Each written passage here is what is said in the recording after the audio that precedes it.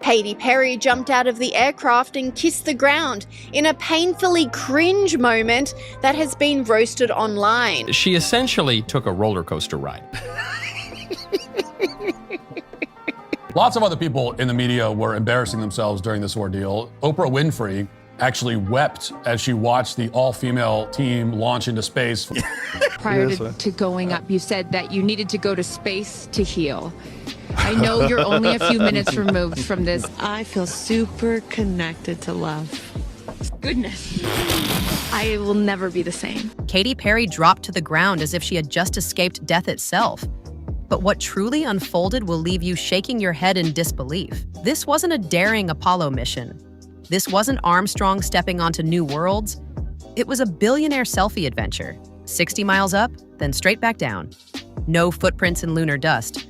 No spacecraft dancing on the edge of disaster. Well, it was very profound. I don't know if you've seen Katy Perry talk about it, but she's basically a guru now. No heart-racing moments of survival. It was a luxury ride for the rich, floating weightless for a few minutes, and then calling it the next giant leap. The world was told it would be revolutionary. The media hyped it up like the second coming of space exploration. But what did they deliver? A short, bumpy amusement park ride dressed in designer spacesuits. Television hosts couldn't stop crying. Celebrities lined up to call it history. And millions were expected to clap like trained seals. Let's not minimize this. Let's celebrate female astronauts. That's the other thing. There has been female astronauts. Let's not minimize this. But the real world, the real people watching at home, they saw the truth. They saw a billionaire space bus, not a mission of courage. And Joe Rogan? Oh, Joe Rogan absolutely obliterated it. On his podcast, Joe couldn't even keep a straight face. He burst out laughing, shaking his head in disbelief, and said, "Katy Perry kissing the ground like she just fought aliens? Bro, you floated for like 2 minutes." Joe Rogan mocked the whole thing like a stand-up comedian roasting a bad open mic night. I don't think you can describe it, because, you know what I was saying? It was like quiet, but then also really alive. He called it a performative roller coaster ride, a billionaire selfie stunt, and, well, best of all, the cringiest cosplay event of the decade. And honestly, he wasn't wrong. Because of the so-called space flight, it lasted about 11 minutes total. And most of it, floating quietly, snapping selfies like tourists on a kiddie ride at the fair. There were no controls to operate, no life or death decisions, no fiery re-entry challenges. I've had so many people reach out to me and say, because you did it, it makes me think I can do it. The capsule was fully remote operated, no pilots needed, no skills required. Their intense training before takeoff? A seatbelt drill. That's right. Learning to buckle up was the highlight of their preparation. Joe Rogan jokes, real astronauts used to risk their lives. These people risked a bad hair day. And when the capsule touched back down on Earth, Katy Perry dropped to her knees, sobbing dramatically, and kissed the ground like she had just survived a trip to Mars and back. The camera zoomed in. The emotional music swelled. It was peak performance art. Olivia Wilde reposted an image of Katy Perry kissing the ground. She was acting like she got back from Apollo 13. And not the good kind. Meanwhile, Oprah Winfrey cried openly on TV. Gail King stood there on camera, demanding that the world stop calling it a ride. "This was not a ride. This was a journey," she yelled, practically shaking with emotion. But once again, the internet knew better. Meme makers had a field day.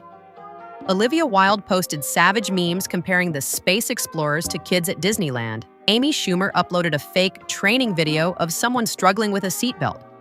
Martha Stewart even joined in, posting a congratulatory message dripping with sarcasm. And you know it's bad when other celebrities come out and mock you. Like that almost, celebrity on celebrity violence almost never happens, but we're witnessing it right now.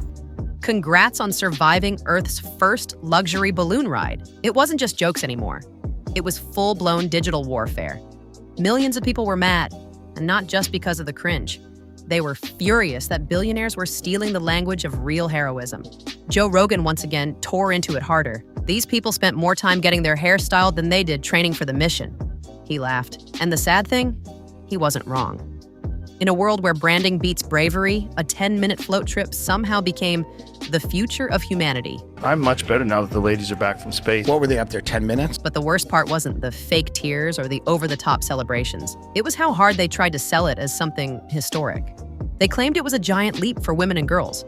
They shouted from every stage and every interview, "This flight is breaking barriers. This is inspiration for future generations." But real explorers don't float around for 11 minutes, take some selfies, and call it history. Real explorers risk their lives, face the unknown, and push human limits. Had I been one of the chosen few revolutionary women, I probably would have just jumped out and let the void of space either suck me in and destroy me, or just begun my descent to Earth at terminal velocity and probably caught fire on the way down. You know, either way, there are many options. Joe Rogan pointed it out perfectly. When Neil Armstrong stepped on the moon, he didn't whip out an iPhone and start posing for Instagram. The internet roasted them even harder. One viral tweet said, "Breaking, billionaires survive sitting down for 11 minutes. History made." Another read, "NASA in 1969? We come in peace for all mankind." Blue Origin in 2025? We came, we floated, we got likes. You know, it's so funny. She said she's heard from women and girls who have said to her, "I didn't realize this is something I could do." You know how I know that didn't happen, Megan? Because it's not something they could do, because they're not friends with Jeff Bezos, right? Like, take up space! Their message for women was take up space. You guys are taking up too much space already. The anger kept boiling. People pointed out the hypocrisy too. These celebrities were claiming to be pioneers while flying on a completely remote-controlled capsule. Joe Rogan laughed harder than ever, saying, "Bro, my Uber driver has a harder job than these people. At least he has to steer." Meanwhile, the media kept trying to polish the disaster. Gail King demanded that the word journey be used instead of ride. Oprah compared it to the Wright brothers flying for the first time. She said, "It's one of the greatest milestones in human history." And right then, millions of people collectively lost it. Please don't call it a ride. That is not a friggin' ride. Whenever a man goes up, no one called that a ride. It was called a flight. It was called a journey, because a ride implies that it's something frivolous or something that's lighthearted. There was nothing frivolous about what we did. What it's doing to inspire other women and young girls, please don't ignore that. The memes got even more savage. One showed Katy Perry kneeling on the dirt, captioned, "When you survive 11 minutes of remote-controlled flight and the Wi-Fi doesn't even cut out." Another showed real Apollo astronauts training underwater for months next to celebrities holding selfie sticks. Joe Rogan just kept swinging. "They trained harder for Dancing with the Stars than they did for this so-called mission," he joked. He even made a fake space training checklist. Sit down, buckle seatbelt, smile for selfies, pretend it was dangerous. Every time Joe talked about it, you could tell he wasn't even mad. He was just amazed at how ridiculous it all was, because this wasn't about pushing human achievement. It was about pushing brands, pushing celebrity clout, pushing billionaires into the spotlight and pretending it meant something bigger. Real astronauts fought through dangers we can barely imagine. Radiation, malfunctions, isolation. They knew every mission could be their last. There's nothing frivolous about what we did. Let's see how it went on board the Blue Origin spacecraft.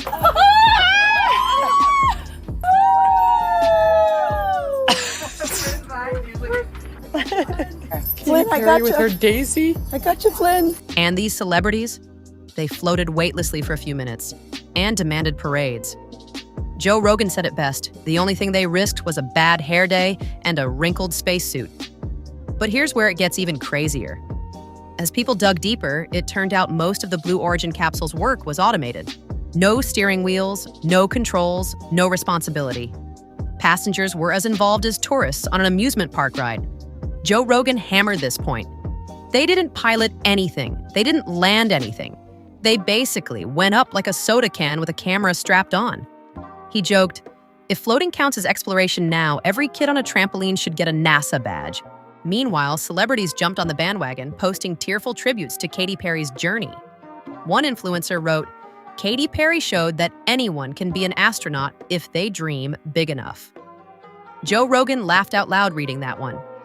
Dream big enough?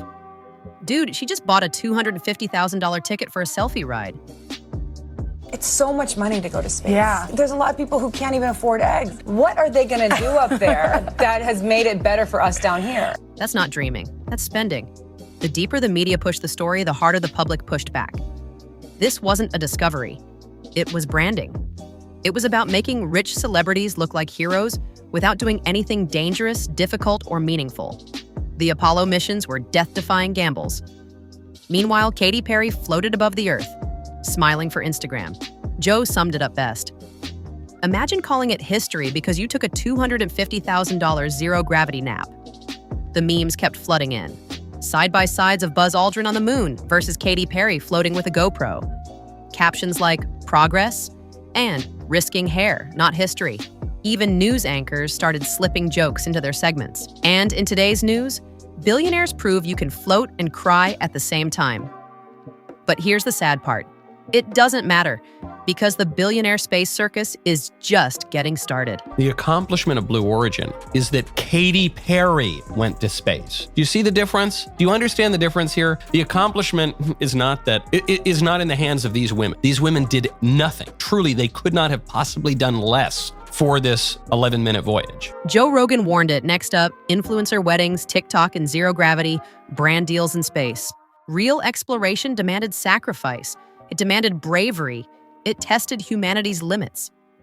This question mark, this is marketing in a spacesuit. Billionaire tourism dressed up as heroism. If we keep letting branding replace meaning, we aren't reaching for the stars. We're floating aimlessly, one staged selfie at a time.